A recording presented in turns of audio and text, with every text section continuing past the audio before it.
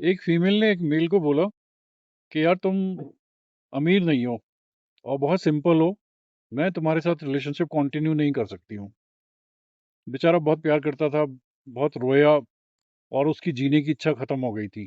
उसको बताया गया कि देख भैया, बहुत एनर्जी निकल रही है तेरी बॉडी से, अब ये सेल्फ हार्मिंग पे जा रहे हो तुम, और इसी का तुम फायदा भी उठा सकते हो। तरीके बताए गए उसको, and he started working on himself. कुछ सालों के बाद में एक सो कॉल्ड बिल्डर जो है, अपनी गर्लफ्रेंड के साथ उसको फ्लॉन्ट करते हुए बोला कि आज मैं तुझे बड़े हाई फाई ऑफिसर से मिलाता हूँ और मेरी वहाँ बहुत चलती है, और देखना बहुत अच्छे से हमारा वेलकम भी होगा। आप जानते हो ये वही फीमेल थी जिसने उस बंदे को छोड़ करके एक सो कॉल्ड बिल्डर से रिलेशनशिप कर लिया था, और वो उस ऑफिस में गए, टाउन प्लानिंग से रिलेटेड ऑफिस में, वहाँ का जो हेड था उसके पास गए। तो जैसे ही वहाँ बैठे, उस फीमेल के होश उड़ गए, क्योंकि सामने उसका एक्स बैठा हुआ था। उस बंदे ने सॉलिड एग्जाम क्लियर किया और अब वो उस सीट के ऊपर था, और उस बंदे ने उस सो कॉल्ड बिल्डर को बोला कि भाई ऐसा है कि तुम अपने जो मालिक हैं सिंगला साहब, उनको भेजो, मैं तुम्हारे जैसे सेल्स रेप से बात नहीं करता हूँ, और उनको ऑफिस से रुखसत कर दिया। अब वो लड़की के होश उड़ गए कि यार मैंने सोचा था ये बिल्डर है, ये तो सेल्स वाला बंदा है।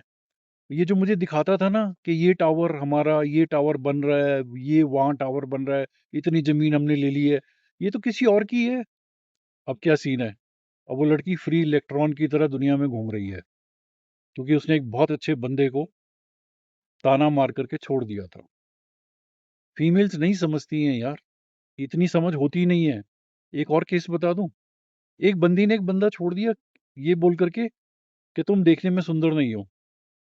2-3 साल के बाद में उसका फोन आया, और बड़े हंसते हुए बोला था, आपको पता है वो जो बंदी मुझे छोड़ के गई थी, आज मैंने उसको देखा, वो एक मोटे गैंडे के साथ काले रंग का गंजा बंदा था, उसके साथ घूम रही थी, and she is in relationship with that guy, and they getting married. कहता सर मैं तो बहुत अच्छी पोजीशन पे हूँ आज। एक फीमेल जो है, जब भी आपको कोई रीजन देती है ब्रेकअप का, वो जेन्युइन रीजन नहीं होता है भाई, समझो इस बात को। वो अपने अंदर की, जो भी उनके अंदर कमोशन चला हुआ है, उसको नहीं ठीक से कम्युनिकेट कर पाती हैं। वो ऐसे ही कुछ रीजन आपकी गलती निकाल करके आपको बता जाएंगी। ओके, तो ज्यादा दिल पे मत लगाना अगर कोई फीमेल कोई रीजन देके छोड़ के जाती है। आप में कमी नहीं है भैया, वो उसकी समझ छोटी है। राइट। आप और आपकी फीमेल पार्टनर कहीं घूमने के लिए जा रहे हैं, काफी देर हो गया ड्राइव करते हुए, तो आपकी फीमेल ने कहा कि मुझे भूख लगी है। छोटी सी जगह थी, आपने गाड़ी रोकी और आप चले गए। जो भी आपको वहाँ बेस्ट लगा बेकरी में, जो भी शॉप्स थी, वो खाने का आप सामान लेकर आ गए। अब उस फीमेल ने वो खाने का सामान देखते ही 3 रिएक्शंस दिए। अब आप देखना कि आपकी लाइफ में कौन सा रिएक्शन आता है। सबसे पहला रिएक्शन, इतना सारा खाना लेकर आए हो, तुम्हें क्या लगता है मैं इतना खाना खाती हूँ मैं? Am I supposed to eat all this?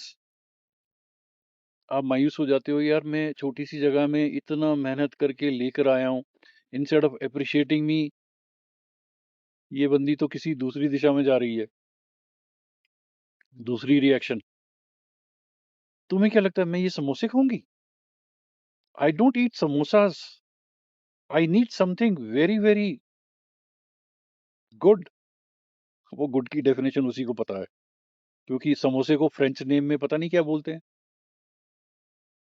आप फिर रिजेक्ट हो गए। तीसरी रिएक्शन क्या होगी? यार तुमने इतनी देर लगा दी यार, अब मुझे भूख नहीं है यार, मैं नहीं कुछ खाने वाली। अब तीनों रिएक्शन में से आप ये बताओ कि आप कौन सी वाली रिएक्शन झेलते हो, और क्यों झेलते हो भाई, एक बात मुझे ये बताओ। एक मेल जब भी फीमेल के लिए कुछ करता है, फीमेल कुछ भी डिमांड करती है, उसको वो उसकी देखभाल करने की कोशिश करता है, 99% केसेस में उसको कभी अप्रिशिएशन नहीं मिलती। You will hardly find a female saying thank you very much यार, तुम मेरे लिए ये सब लेकर आए, और खाना खाने के बाद बोले कि हाँ यार ये बहुत अच्छा है। अगर वो खा भी रही होगी तो यही बोलेगी, ये समोसे कितने खराब हैं, इनमें कच्चे आलू हैं, इसमें पनीर तो डाला ही नहीं है।